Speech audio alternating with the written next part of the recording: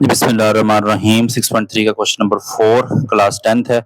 तो ये question number 4 में जो हमें क्वेश्चन कहता है, the coordinate of A B C and D are, यानी कि ए का दे दिया आपके पास, बी का आपके पास दे दिया एंड सी का आपके पास दे दिया। अब डी का नहीं है। जब डी का ना हो तो फिर जारी बात है हम डी को क्या कर लेते हैं, एक्स और वाई कंसीडर कर लेते हैं।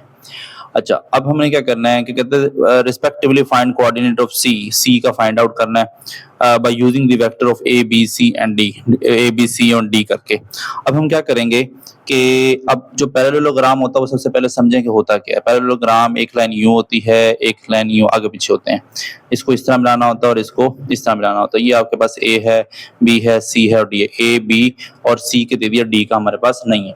अब सबसे पहले हम क्या करेंगे, हम कहते हैं जी ए बी और डी तक।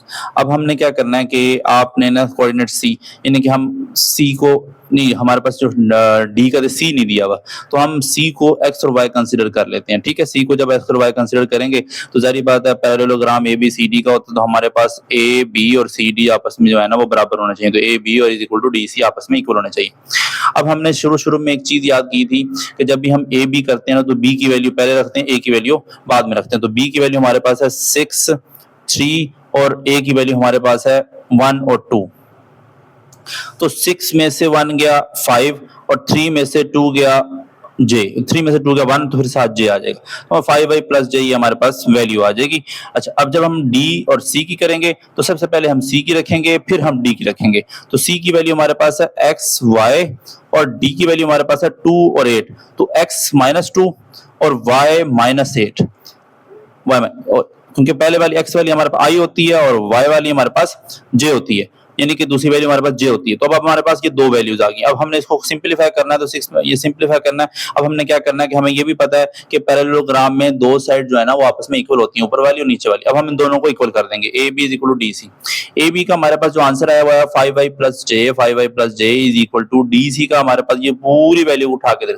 अब आई कोफिशिएंट को आई के इक्वल कर देंगे, x minus 2 is equal to 5, I से कैंसिल, तो माइनस 2 इक्वल उस तरफ जाएगा तो प्लस 2 का हो जाएगा, तो 5 प्लस 2 हमारे पास 7। इसी तरह हम y माइनस 8 इंटू जे, इसको हम j के इक्वल कर देंगे, जे से कैंसिल, तो y minus 8 is equal to 1, minus 8 equal किस तरफ जाएगा, प्लस 8 हो जाएगा, तो y is equal to 8 plus 1 हमारे पास आ जाएगा 9। अब हम जाते हैं क्वेश्चन नंबर 5 की तरफ।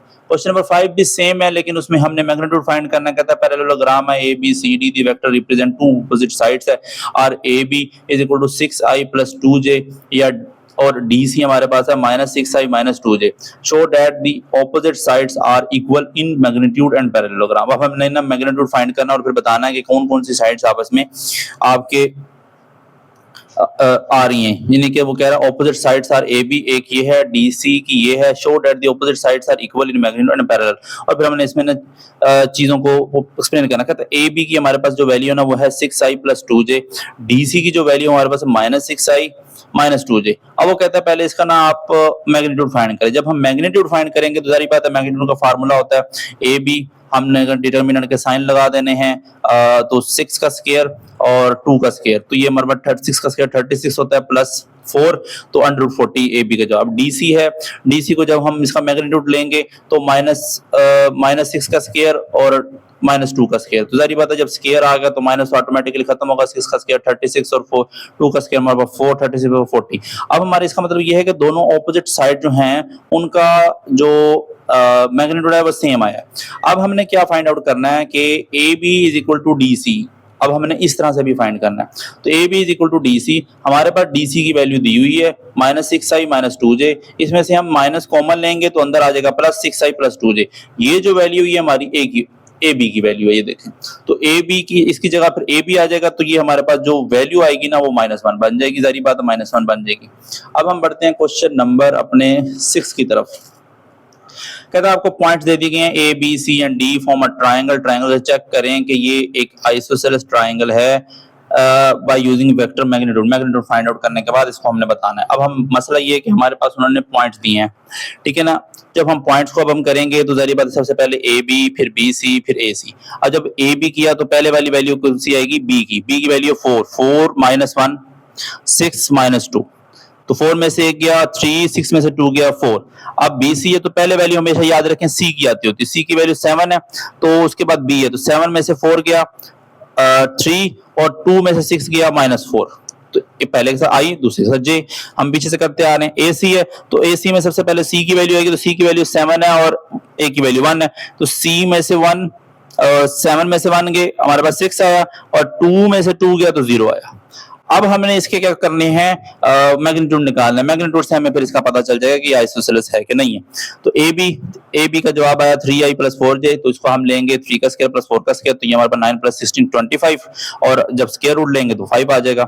इसी तरह बी सी सेम 3 और 4 माइनस अगर आ भी गया तो स्क्वायर से खत्म हो जाएगा, तो 9 + 16 यानी 3 का स्क्वायर 9 होता है, 4 का स्क्वायर 16 होता है, तो स्क्वायर रूट लेंगे तो यानी कि जब हम इनको प्लस करेंगे 16 + 9 25, तब हम इसका स्क्वायर रूट लेंगे तो 5 आ जाएगा।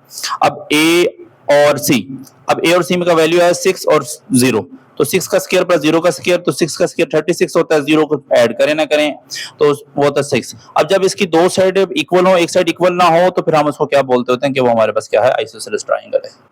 अब क्वेश्चन नंबर 7 है हमारे पास। क्वेश्चन नंबर 7 में हमें कहता है use vector to show that PQRS is a parallelogram where the points PQR and S have coordinate 1 2 5 2 7 6 and 3 6।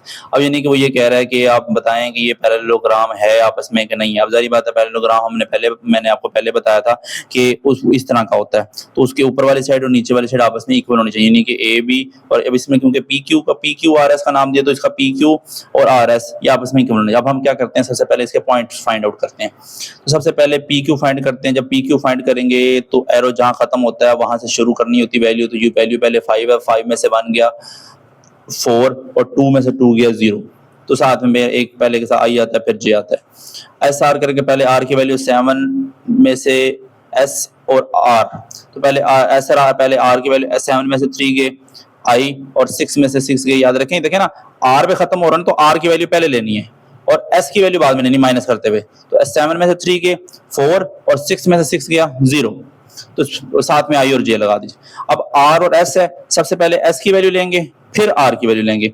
3 में से 7 गया,